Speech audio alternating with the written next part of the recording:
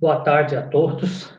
Nós vamos fazer essa palestra gravada previamente, né? Essa palestra tem que ser feita assim por questões técnicas, né? Então, eu vou falar a vocês como se eu estivesse ao vivo, mas na verdade não vai ter o feedback, né? Porque nós não podemos conversar. Mas, de qualquer forma, eu vou dar a mensagem que eu tenho que dar e, evidentemente, se houver alguma possibilidade mais tarde de um diálogo, de uma conversa, a gente tenta dirimir alguma dúvida, alguma coisa relacionada a isso. Eu quero, antes de mais nada, agradecer aqui aos coordenadores do Festival de Música de Penedo, né, pelo convite, pela oportunidade de apresentação de algumas coisas relacionadas à canção brasileira. E, então, já agradeço à Universidade Federal de Alagoas, de uma maneira geral, e especialmente a Marcos Moreira, professor desta universidade, né, que, que entrou em contato e que programou essa minha participação, e ao próprio João Neto, que está aqui nesse momento fazendo a gravação, e nós estamos torcendo para que dê tudo certo, para que em outubro, né, haja a possibilidade da apresentação dessa minha fala para todos vocês. Bom, o que eu vou tentar explicar, nós nem pensamos propriamente num título, mas o Marcos Moreira me explicou que não há muita familiaridade das pessoas que vão assistir com a semiótica e muito menos a semiótica da canção, que é digamos, um setor da semiótica, né? Nós não vamos, na verdade, ver semiótica, nós vamos ver o que da semiótica é aproveitável para a criação de critérios para análise da canção. Isso porque a canção tem uma história, canção brasileira tem uma história de uma avaliação quase que toda historicizada, né? Sempre quando vocês têm alguma palestra sobre canção, vocês vão ouvir histórias da canção ou ainda histórias dos autores, né? Então, o compositor compôs uma determinada música porque teve determinada vivência e aquilo propiciou a confecção de uma canção de um tal jeito ou de outro, e ele fala de temas ligados à vida dele, etc. Quanto mais próximo da vida cotidiana, mais parece que dá para explicar o resultado da canção, né, da criação. Na verdade, o que eu vou passar para vocês, eu acho que esses estudos são importantes, eu estou falando assim, mais para dizer que nós só vamos encontrar praticamente esse tipo de abordagem, mas elas são importantes para que a gente tenha fatos, dados, né, para poder explicar, mesmo que seja num nível um pouco mais teórico, mais metodológico, né, para criar alguns parâmetros um pouco mais gerais que sirvam para qualquer canção, né, para pelo menos começar uma análise não da canção em si, mas da linguagem da canção. Quer dizer, como a canção significa, qual é o artesanato que faz com que a canção saia do jeito que a gente conhece. No fundo, é essa questão, né, que nós vamos tratar aqui. Quer dizer, o que a gente tem que considerar quando a proposta é analisar qualquer tipo de canção. E o que é canção, logo de cara? Canção, a princípio, é uma relação entre melodia e letra, né? E, obviamente, isso já vem com arranjo, já vem, que eu digo, quando já está gravada, né? Quando já está gravada no tal gramofone, ou hoje em dia, de uma forma digital, né? Esse resultado final sempre tem como âmago, como núcleo da sua constituição, a relação melodia e letra, de tal modo que a gente sente que toda canção tem uma certa compatibilidade entre esses dois componentes, né? Como se uma melodia tivesse sido feita para aquela letra e vice-versa. A letra só pode caber naquela melodia. De tal maneira que se alguém entoa a melodia, a gente já pensa na letra.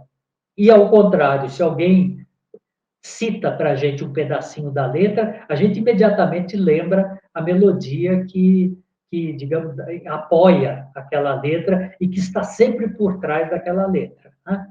Então, no fundo, é esse âmago da canção que eu estou chamando, é o núcleo de identidade da canção, a relação entre melodia e letra, que é o principal do que eu vou dizer aqui para vocês, né? Claro que o arranjo, a instrumentação, são importantíssimos para justamente valorizar alguns aspectos dessa relação melodia e letra, mas a minha hipótese é exatamente que é na relação melodia e letra que está o núcleo da canção, o núcleo de sentido da canção, né?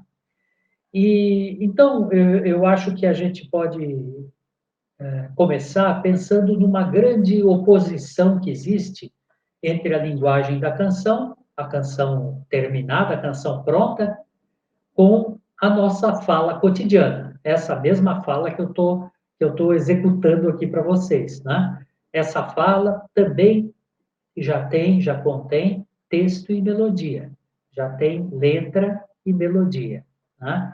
O que eu estou falando para vocês é a letra, né? E essa entoação que eu estou emitindo e estarei emitindo toda vez que eu falar, né? É exatamente aquilo que instrui a melodia da canção, que acaba resultando no que nós chamamos de melodia da canção. E isso no seguinte sentido: como todos os falantes, digamos, dominam essa atividade de melodia e de letra, né? Porque a gente tem que falar todos os dias. Nós temos digamos, nós já nos conhecemos por gente falando. Na hora que a gente começa a falar, nós começamos a entender o mundo e, ao mesmo tempo, descrever o mundo através da fala. Então, todo mundo fala. Então, todo mundo já tem, digamos, uma espécie de pano de fundo para começar a pensar em canção, não só para gostar de canção, como até para produzi-las, né? Todo mundo, de uma certa forma, é um compositor em potencial, porque todo mundo fala. O fato de falar já significa que há um domínio sobre a relação entre melodia e letra. Nossa fala já traz compatibilizada a melodia na letra. Como é que a gente percebe isso? Sempre quando a gente quer afirmar alguma coisa, nós temos a tendência a fazer uma curva descendente, que nem eu fiz agora, descendente. Tararara, né? A melodia descende. Quando eu faço uma pergunta, vocês estão entendendo? Imediatamente a melodia que está por trás da minha fala, faz uma inflexão ascendente. Vocês estão entendendo? O acento leva essa frase melódica lá para cima, justamente para motivar a resposta que vem em seguida. Por isso que fica lá em cima esperando, para depois distender na resposta, né? Isso significa que existe uma compatibilidade que é natural. Quando você está hesitando em alguma coisa, você permanece no mesmo tom. Você fica assim, será que eu vou fazer uma determinada coisa? Pararararararará. Quer dizer, você fica no mesmo tom, justamente por causa da hesitação que está por trás daquela frase que você está dizendo. Então, essa espécie de compatibilidade natural já vem da fala. É o que eu chamo, de uma forma genérica, de oralização. Toda canção tem uma oralização, quer dizer, discurso oral, o discurso da fala, dentro dela.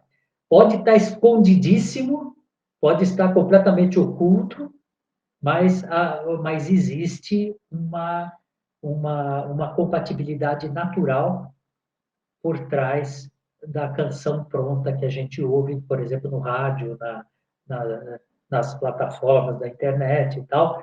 Sempre nós temos uma espécie de entoação básica falando por trás da canção. E é isso que faz, inclusive, a gente sentir que aquela relação melodia e letra é adequada. A primeira, digamos, o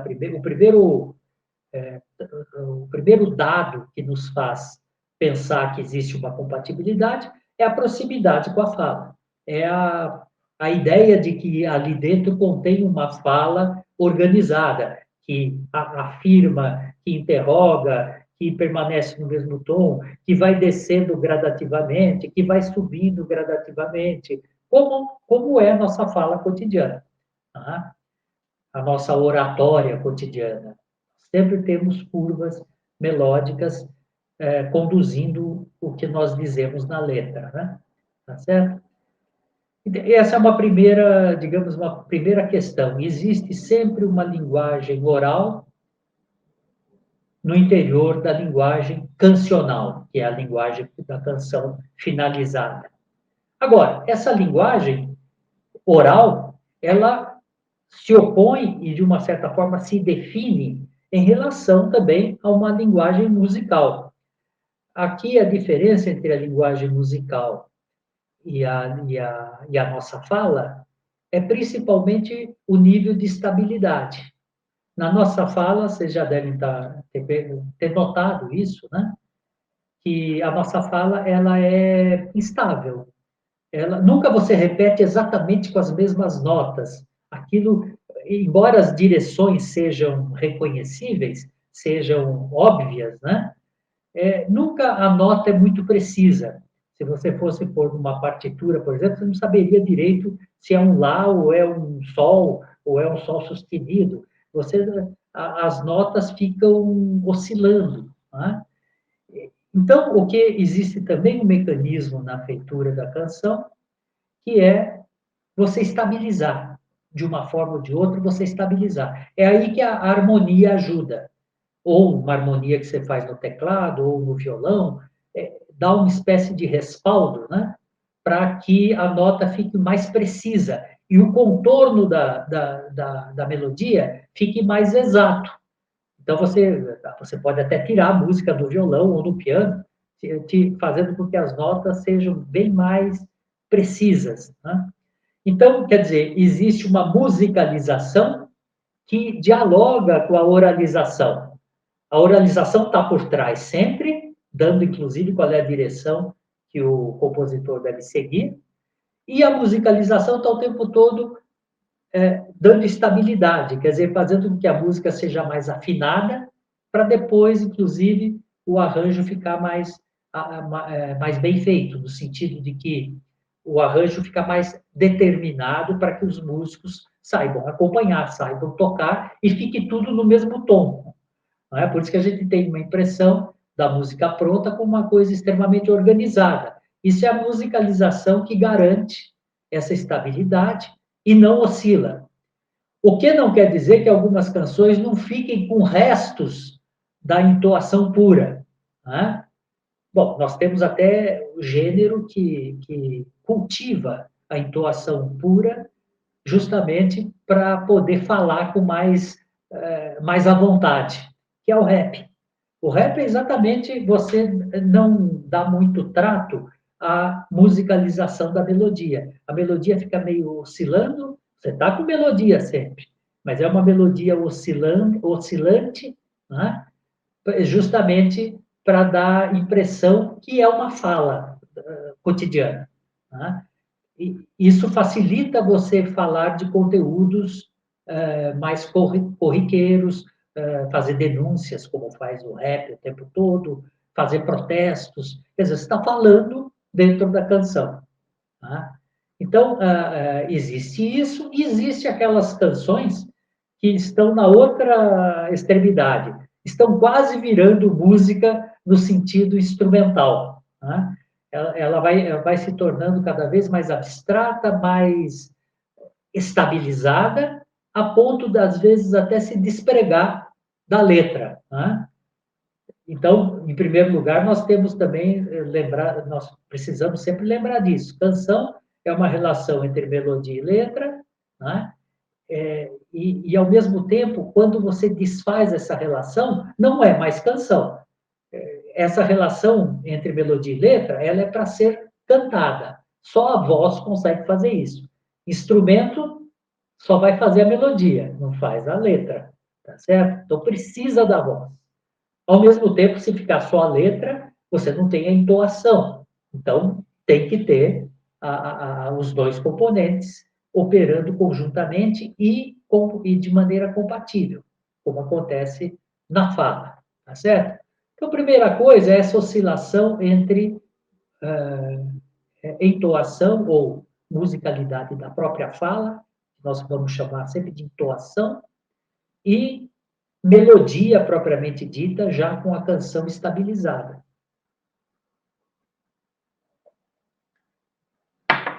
Isso nos leva a estabelecer essa primeira dicotomia, de uma certa forma, que é uma oscilação, né? Às vezes a canção, por exemplo, na bossa nova, aqui no Brasil, você tem uma tendência maior à musicalização. Quase que os compositores queriam, na época, ocultar a entoação que está por trás. Como quem diz, ó, nós estamos fazendo música séria, né? Música séria seria a música que não tem nada a ver com a fala. Antigamente tinha essa ideia, né?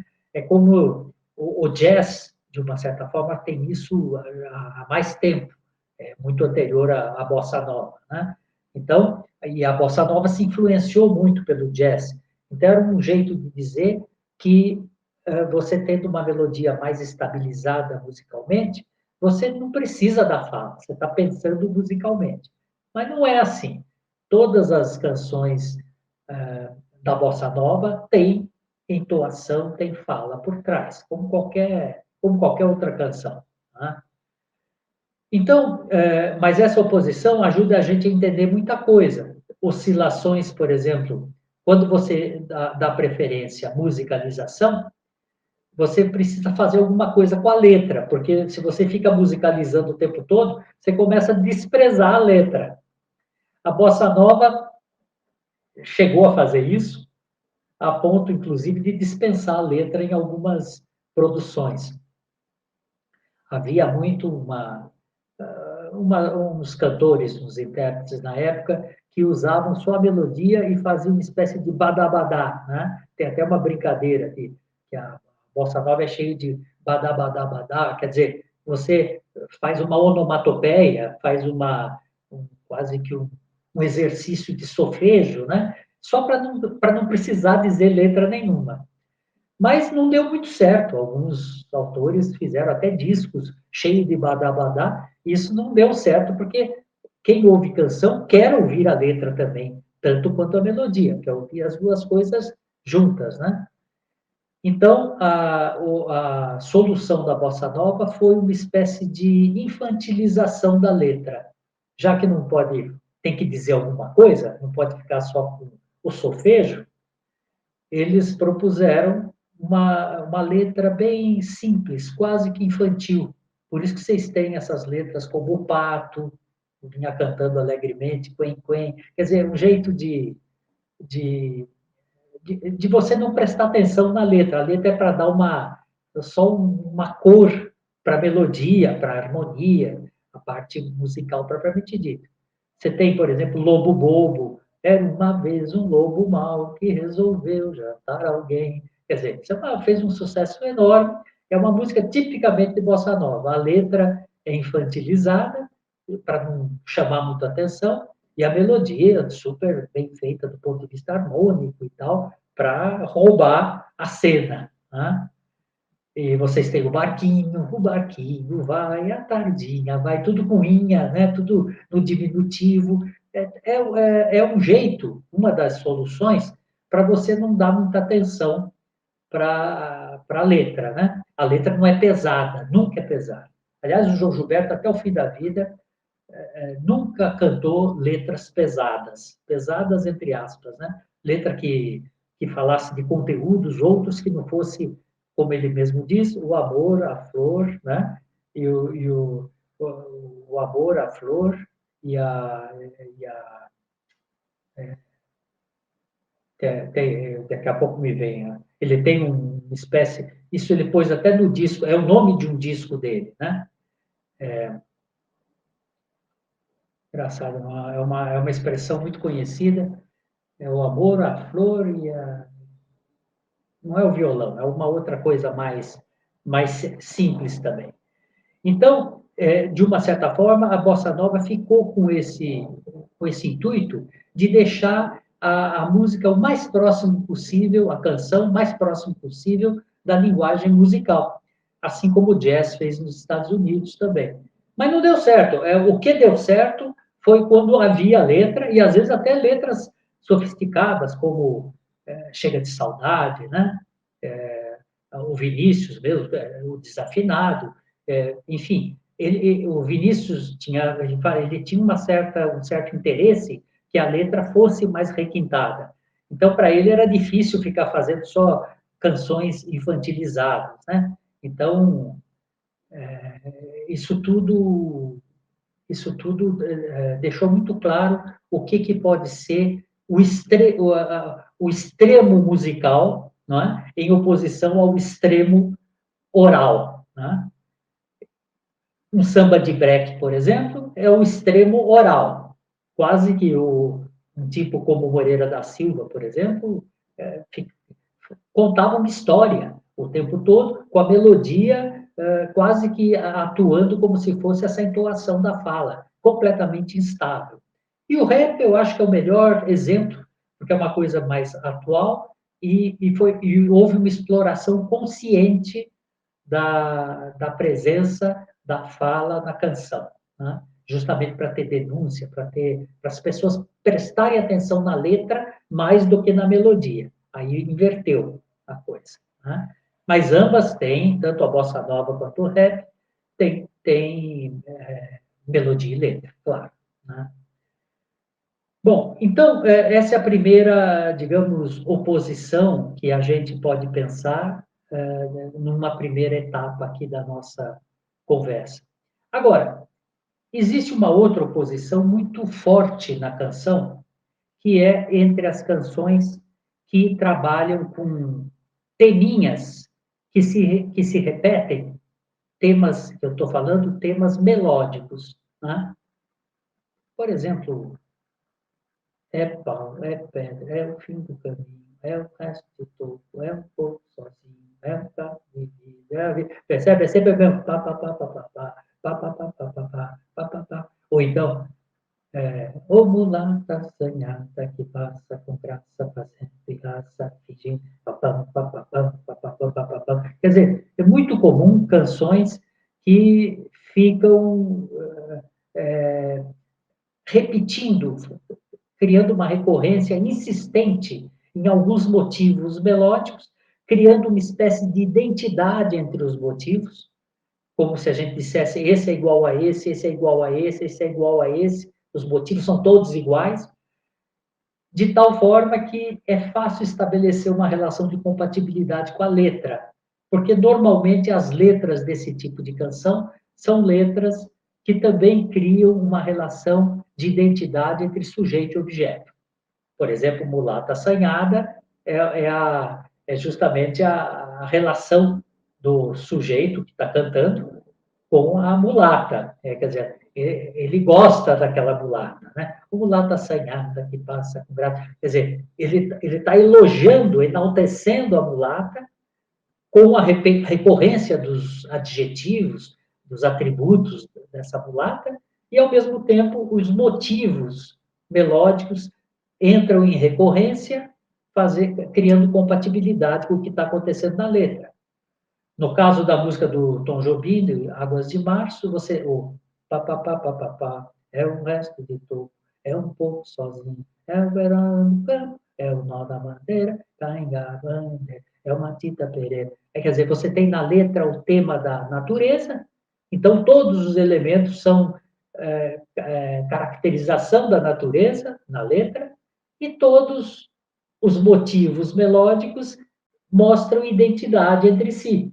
Então, você tem identidade que forma a natureza na letra e a identidade que forma os motivos na música, na melodia.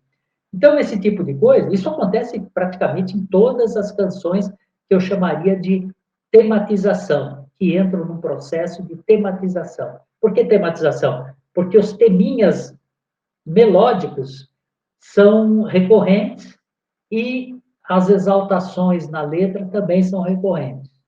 Tá certo? Então, normalmente é sempre um conjunto de notas que formam esse tipo de motivo. Motivo ou tema. Se a gente chamar de tema, fica mais fácil entender a ideia de tematização. Tá? Tematização é exatamente a recorrência desses elementos que se compatibilizam com exaltação de alguma coisa. Há muitos anos atrás, em 39, o Dorival Caymmi fez uma canção que todos conhecem, que é um clássico brasileiro, e que ele levou ao extremo esse processo, que foi a baiana, né? O que é que a baiana tem? Para caracterizar a baiana, ele repetia exaustivamente. Ele perguntava antes, o que é que a baiana tem? A perguntava no tem, por isso que elevava. Né? Tem torso de seda? Tem. Veja, esse é o motivo. Tem, tem pano da costa? Tem. Pulseira de ouro? Tem. Tem saia retada? Tem. E assim vai, né? Só exaltações para caracterizar a baiana, configurar a ideia da baiana naquela época, que era uma personagem muito menos conhecida no Sudeste, no Sul principalmente, né? E muito conhecida e muito familiar, né? A vida do Nordeste, sobretudo da Bahia, né? Então, ele na época, ele descrevia essa baiana fazendo exatamente uma recorrência exaustiva na melodia, e isso entrava em fase com a recorrência dos atributos da baiana na letra, tá certo? E a gente sentia que essa música não poderia ter outra letra nem outra melodia, só poderia ser essas que ele criou, tá? Então é assim, essas canções, nós vamos ter em todas as fases esse processo de tematização com identidade entre os motivos e identidade entre os atributos descritos na letra. Isso é um fator de compatibilidade também, tá certo? E nós temos o contrário disso. Nós temos canções em que as vogais ganham projeção. A duração das vogais são acentuadas, né? As durações são de tal forma protagonistas da canção que os cantores, inclusive, que são conhecidos pela boa voz, a voz bonita, de timbre bonito, adoram esse tipo de canção, porque demora na nota. Né? Por exemplo, quando você vai na segunda parte de Travessia e canta Solto a voz nas estradas, já não quero parar. Esse tempo que você demora em cada vogal, voz nas estradas, já não quer, é um jeito de você estender a duração da música de tal forma que ela fica mais lenta. Ela fica mais. Toda música que você faz a vogal durar, toda canção que você faz a vogal durar, é uma canção lenta. Portanto, é uma canção que normalmente trata de separações e não de conjunções, como é o caso da tematização. Em vez de você ter conjunção de motivos, os motivos, inclusive, se desfazem, porque o que interessa é nota por nota. As notas duram e a voz do cantor fica a tempo em cada nota. Né? Então, não tem motivo ou tema melódico para repetir. Pelo contrário, a música vai embora, a música se estende. Pense em Travessia. Travessia é um ótimo exemplo. Porque Travessia, a música vai parar lá em cima, no agudo, nessa frase que eu citei, e depois vai lá para o grave. Quando você foi embora. Quer dizer, usa todo o espectro da tessitura, né? Justamente para mostrar o tempo que demora para se chegar ao objeto, o objeto de desejo, digamos assim. Né? Quer dizer, no primeiro caso, na tematização, normalmente o sujeito da canção já está exaltando o que ele tem. Quer dizer, ele não está atrás de nada. Né? Ele está de posse dos seus valores, dos seus desejos, tudo isso.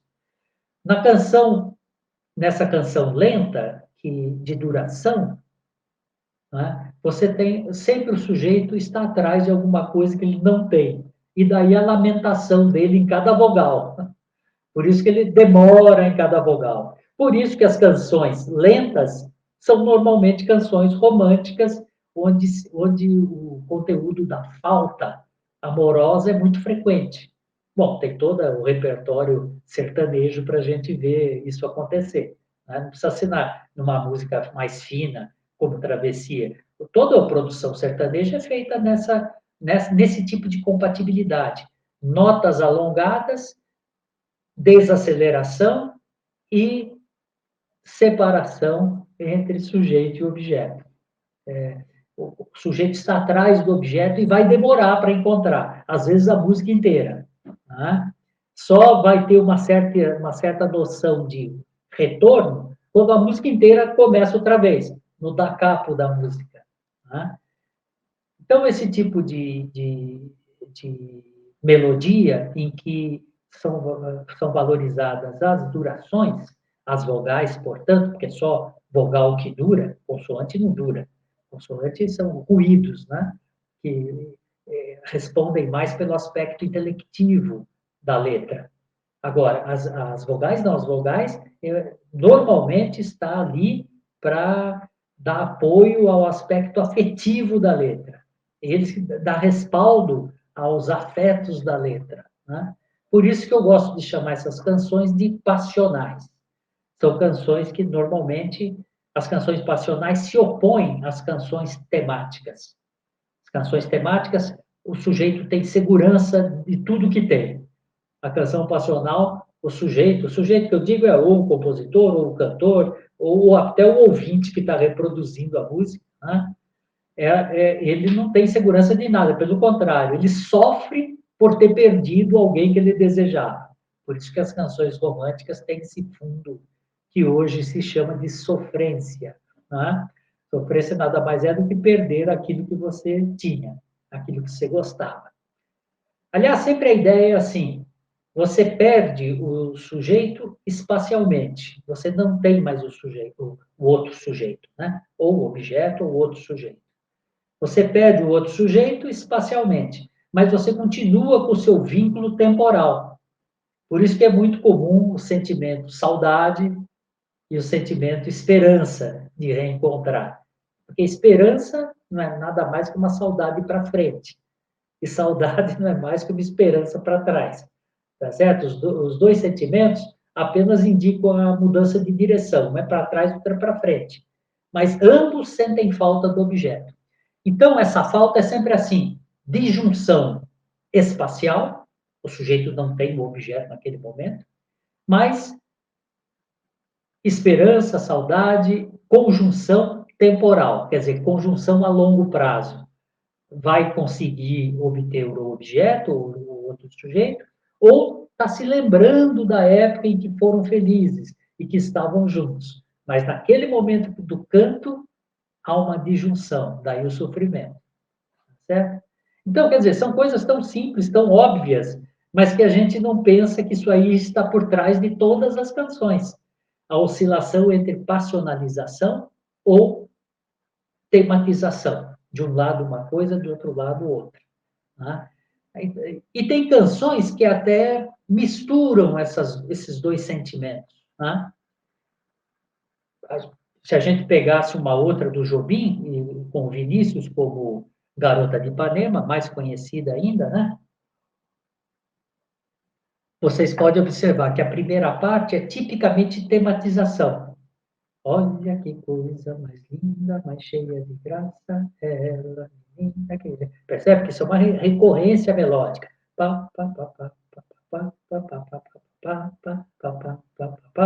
Uma recorrência. Mas por que recorrência? Porque o sujeito que está vendo na letra a menina passando, ele está em completo enlevo com os passos da menina e com a menina indo em direção ao mar, à praia, né? Então, o balanço da menina está conduzindo o olhar do sujeito. Nesse sentido, pelo olhar, ele está em conjunção com a garota que está passando. Então, é uma compatibilidade óbvia. Olha que coisa linda, mas está certo? Mas cheia de graça. Quer dizer, a compatibilidade está na letra e está na melodia. Igualzinho como nós dissemos ou mostramos nos outros exemplos. Né? Agora, de repente, no meio da canção, ele se dá conta que a menina não é dele. Ele diz assim, olha a duração. Porque estou tão sozinho.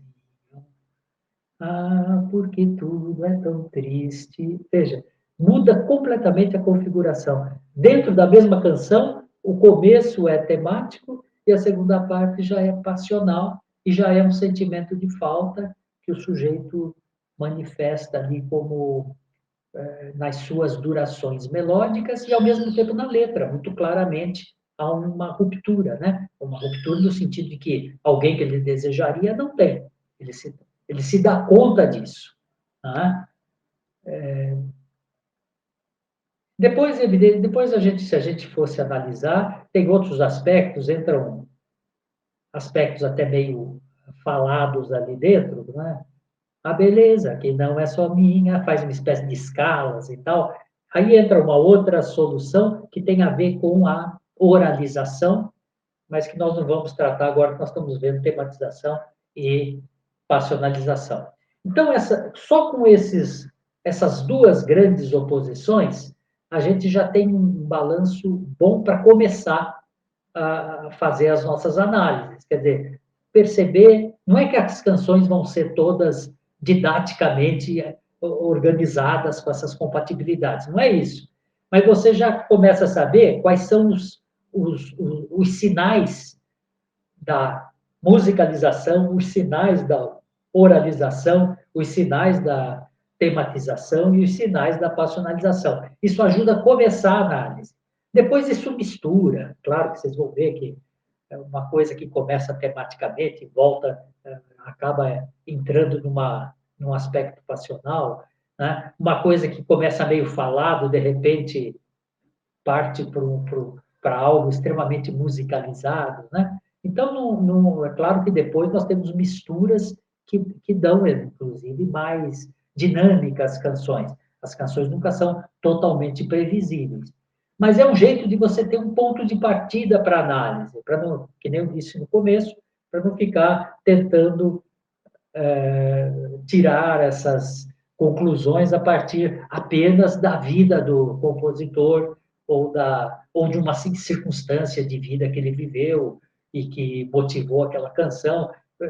Isso explica que até que ele tenha vontade de compor, mas não explica como é que passa do que ele viveu para canção com melodia e letra. E eu estou tentando justamente trazer subsídios para a gente pensar como que nasce a relação entre melodia e letra, em qualquer caso. E depois vocês podem tentar analisar como que isso balança na mesma canção, como que isso oscila na mesma canção. Né? Tá certo? E até opor canções que são de um jeito, de uma linha, e canções que são de outro jeito. Né? Então, resumindo, vocês têm, na canção, na tematização, vocês vão ter sempre uma questão de aceleração do andamento, aceleração porque os motivos são formados por várias notas, né? Tá, tá, tá, tá, tá, tá, tá, tá, tá, tá, tá, tá. Quer dizer, os motivos são formados por várias notas, então, evidentemente, a canção é mais acelerada. E na letra vocês vão ter exaltação de alguém, o que a aceleração ajuda. Não é? Quando você está entusiasmado com uma coisa, você não é? Evidentemente, você fazendo aquilo com mais rapidez, você retrata melhor esse entusiasmo. Por exemplo, eu estou vendo aqui, lembrando aqui de uma letra, o Chico Buarque tem aquela letra Morena de Angola que leva o chocalho amarrado na canela. É claro que é tematização, né? Será que ela mexe o chocalho aqui? Mexe com ela. Sempre com É claro como é que se explica isso, essa compatibilidade? Essa união entre os teminhas melódicos é equivalente à união que ele está tendo, é ele em si, na exaltação dos atributos da Morena de Angola. Morena de Angola é tudo isso que ele está dizendo aí. Né? Daí, e ele fica brincando com essas rimas, né? Será que a morena cochila escutando o cochicho do chocalho? Mas sempre a mesma. Né? Quer dizer, então veja, é claro que sempre é uma música mais acelerada e justamente porque os motivos já são formados por várias notas ao mesmo tempo. É um agregado de notas, tá certo? O motivo, o tema é a mesma coisa, tá certo? Outra característica da música temática, a identidade entre os motivos melódicos, que equivale à identidade entre o sujeito ou o objeto que está sendo enaltecido. Certo? Outro aspecto ainda da tematização.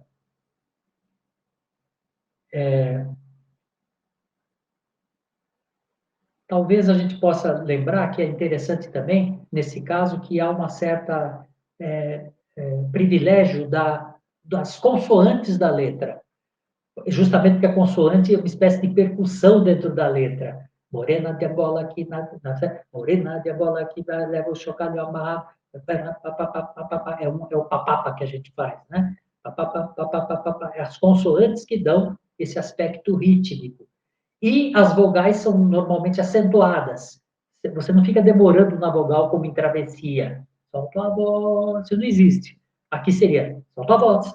Né? Seria rápido se tivesse um domínio de tematização. Tá certo? Então, a tematização tem também esse aspecto de ataques consonantais e acentos vocálicos mais caracterizados. Né? A reiteração dos motivos ou dos temas, mesma coisa, que dá uma espécie, em vez da música evoluir, ela involui. Evolui porque ela está sempre falando do mesmo objeto, ela está sempre falando do mesmo tema, dos mesmos motivos, da mesma recorrência, por isso ela está sempre falando de identidade. Né? Identidade entre os seus elementos. Tá certo? O que mais que a gente pode destacar na tematização? Nesse sentido, essa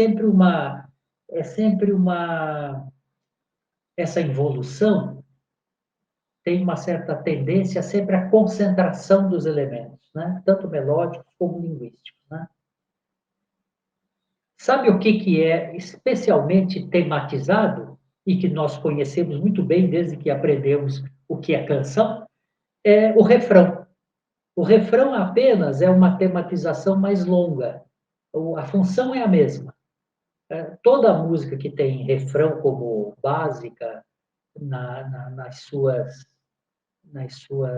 no seu desenvolvimento, é uma música temática.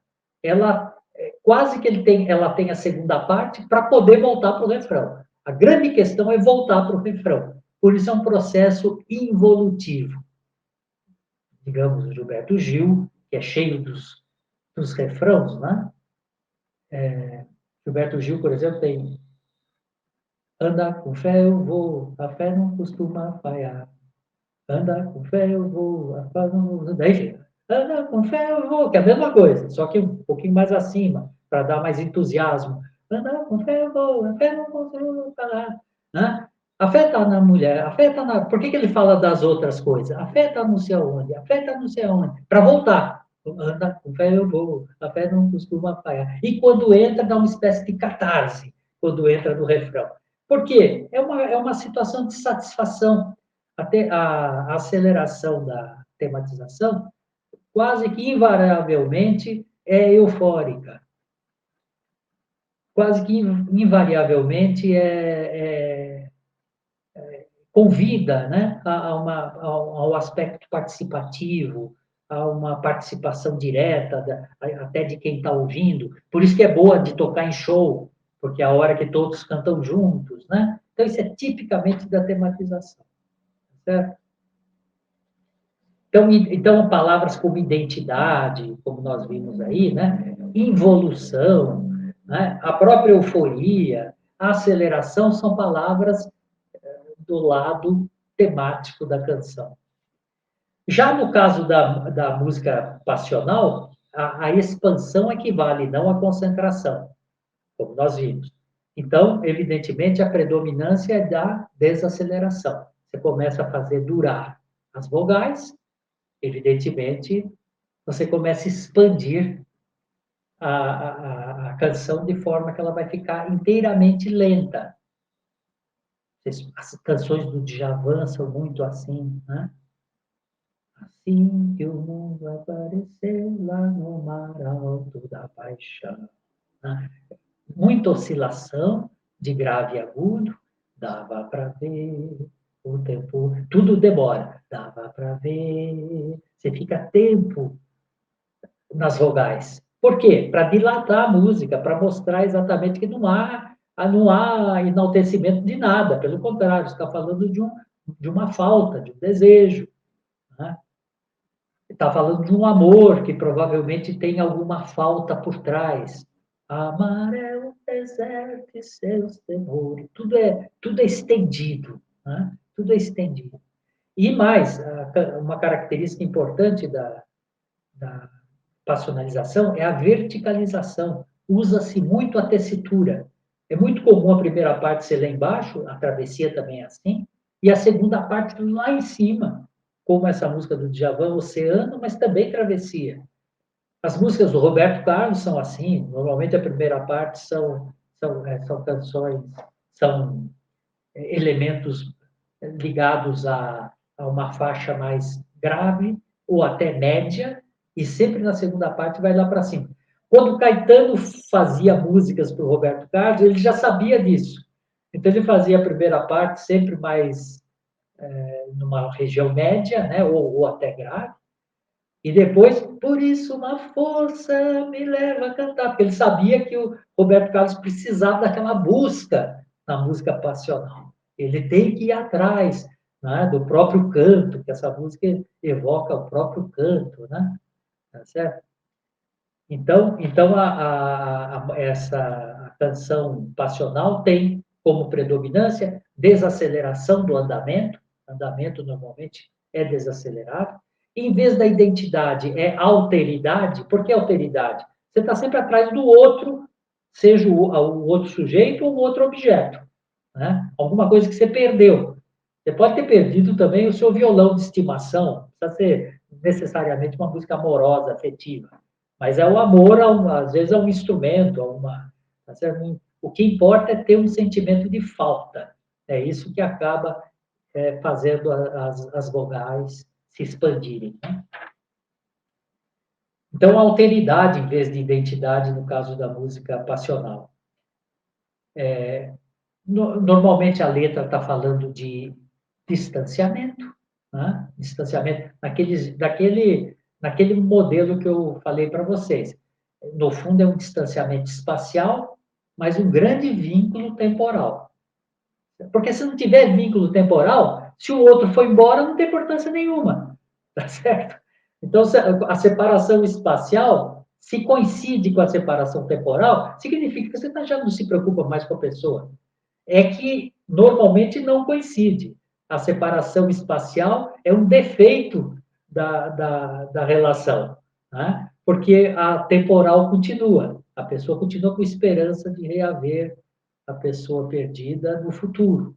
Ou lembra dos momentos bons no passado. Quer dizer, o vínculo temporal continua. Certo? Tipicamente de canção passional, isso aí. A valorização das durações vocálicas, isso eu já comentei, faz parte da passionalização. As direções, normalmente, também a gente já comentou, normalmente obedece a direções verticais.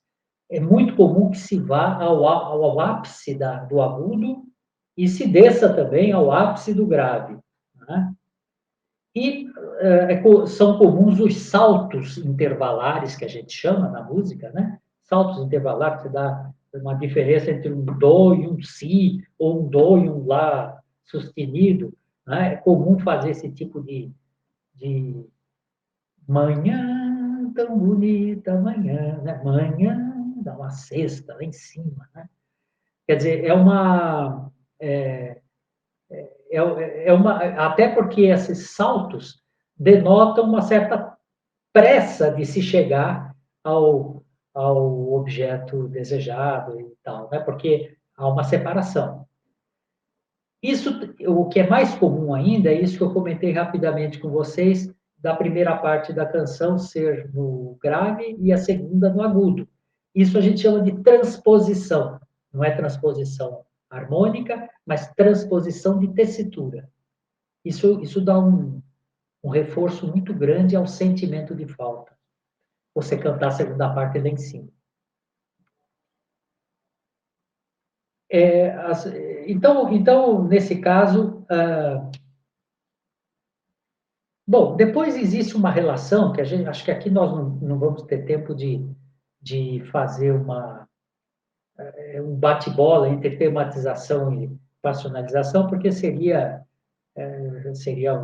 demorado. Nós estamos já com pouco tempo aqui para terminar. Mas, só para vocês terem ideia, por exemplo, quando você tem gradações, é muito comum em música passional. O que é gradação? É quando o motivo inteiro vai indo do agudo para o grave, ou ao contrário, do grave para o agudo. Que nem o caso mais emblemático é Eu Sei Que Vou Te Amar, também do Jobim.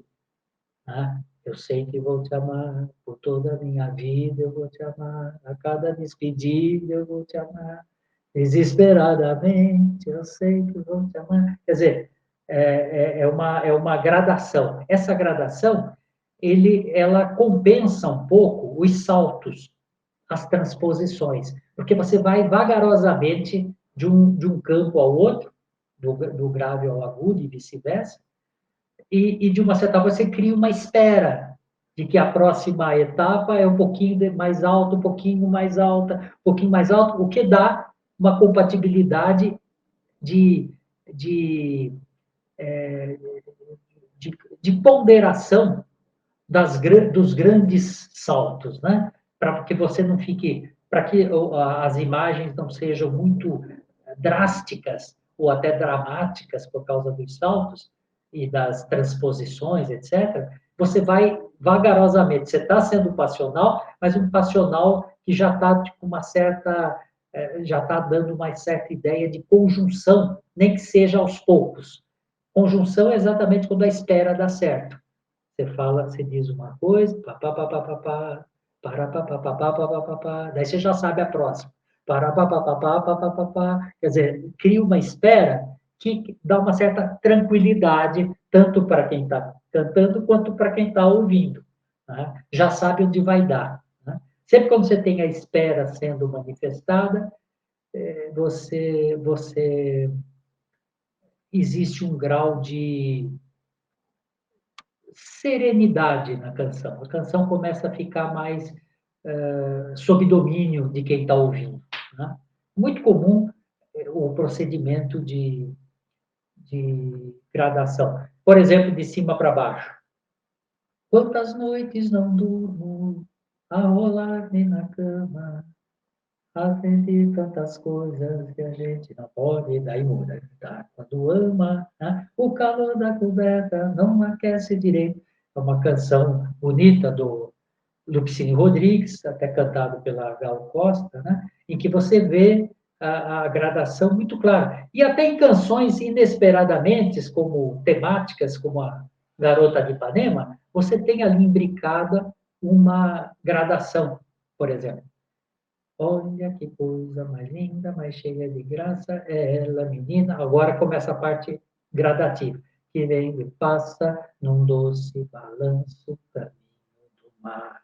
Essa gradação é uma espécie de aconchego, né? de expectativa. Você tem a espera passa a ser. E quando chega na última frase dela, que inverte um pouco, vocês vão ver que a gradação é para cima. Moça do corpo dourado, do sol levantando. Depois tem a última parte. Ah, se ela soubesse, aqui é tudo igual.